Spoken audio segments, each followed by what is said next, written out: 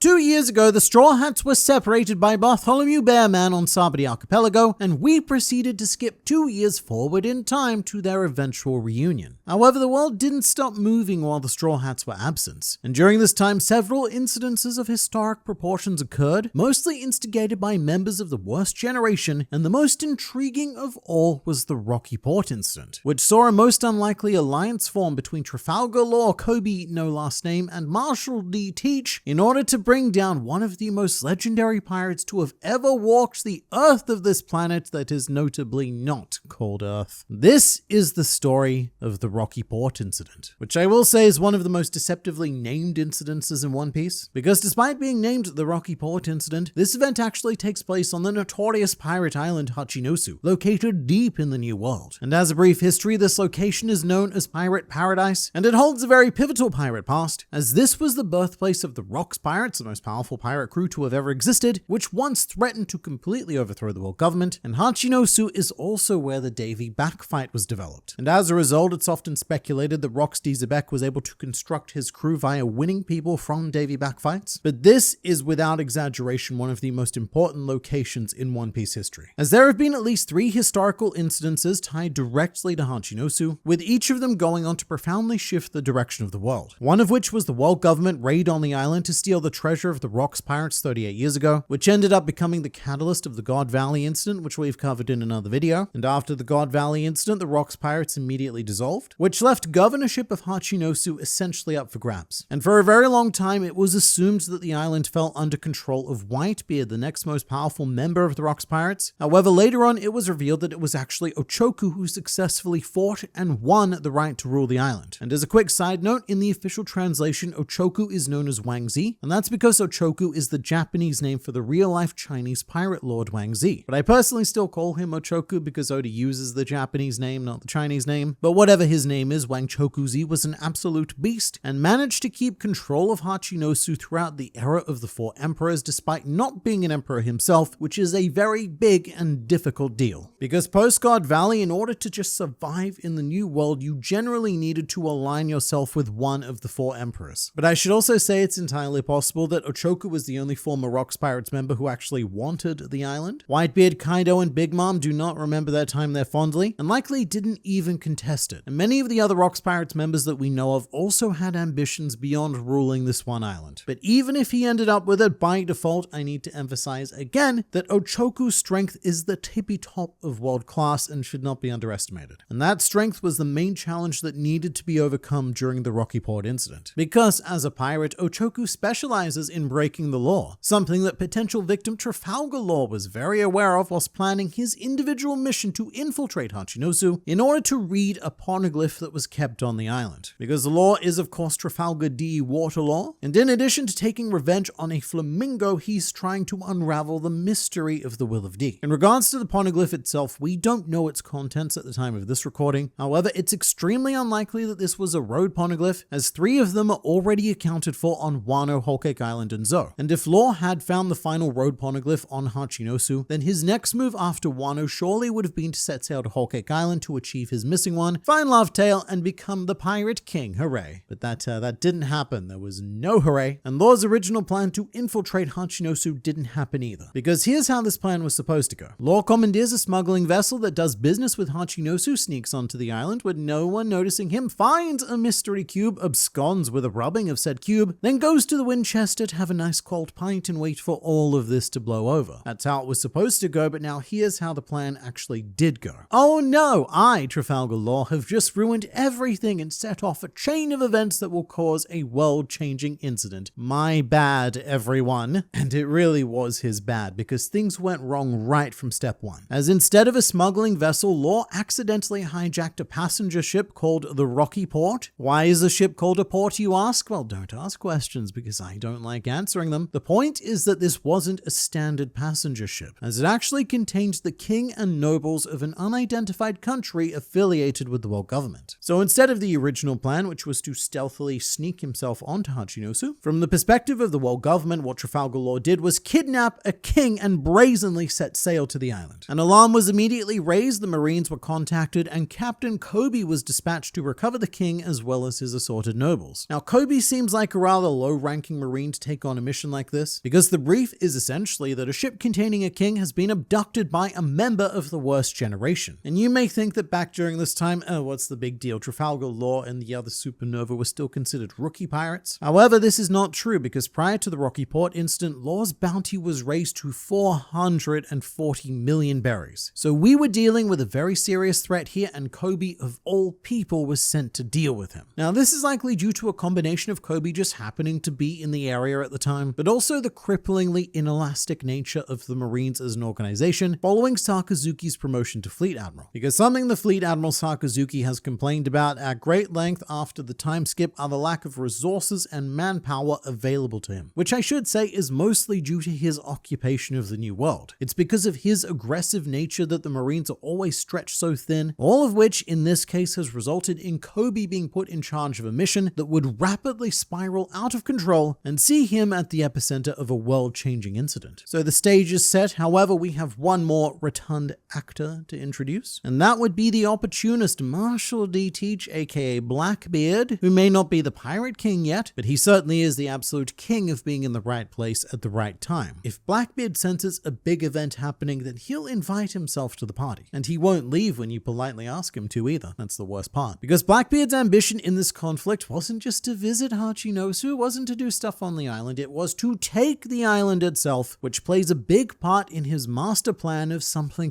world domination. And prior to this point, Blackbeard had clearly felt that a fight against Ochoku and his forces was not one that he could win, which actually brings up the question of whether or not the Rocky Port incident took place before or after the Payback War. The latter event being the conflict between the Blackbeard pirates and the remnants of the Whitebeard pirates led by Marco the Phoenix, and what resulted in Blackbeard being labeled as an Emperor of the Sea. My inclination would be to say that the Rocky Port incident happened before the Payback War, because I do feel like at any time after Blackbeard became an emperor, his legion would have probably been powerful enough to just take the island themselves. Back to said islands though, given that Blackbeard is heavily hinted to have inherited the will of Roxy Zebek, he may see Hachinosu as his rightful territory as it was once possessed by Rox himself. Even then, Hachinosu is but a slice in Blackbeard's larger cherry pie of ambition, which we will shortly come to see as Trafalgar Law, Koby with the Marines, and the Blackbeard pirates each converged onto Hachinosu, starting a chaotic free-for-all battle. However, it wouldn't remain that way for very long, and that is because of the aforementioned beast Ochoku. It was immediately clear to all invading parties that individually they were no match for him, as well as the thousands of pirates stationed on the island. So Hachinosu in Japanese literally means beehive, which is why you'll sometimes hear it referred to as Beehive Island, with the idea being that this island is ever so full of pirates that they just keep swarming out relentlessly and unendingly like bees from a hive. And so for the sake of survival, Law, Koby, and Blackbeard formed one of the most unlikely alliances in One Piece history to take on the residents of the island together. And this alliance was extremely successful for each faction, and it has been implied that what happened here was sort of like a God Valley Light, with Koby and Blackbeard teaming up to defeat Ochoku, as in chapter 1059, Blackbeard directly credits Koby as being the reason why he was able to overcome Ochoku. However, a lot of this was also thanks to the efforts of Law, who cut through the swarm of pirates like delicious melty butter, and even collected 100 pirate hearts as a souvenir from his vacation to the island. And so this incident saw the fall of one king and the rise of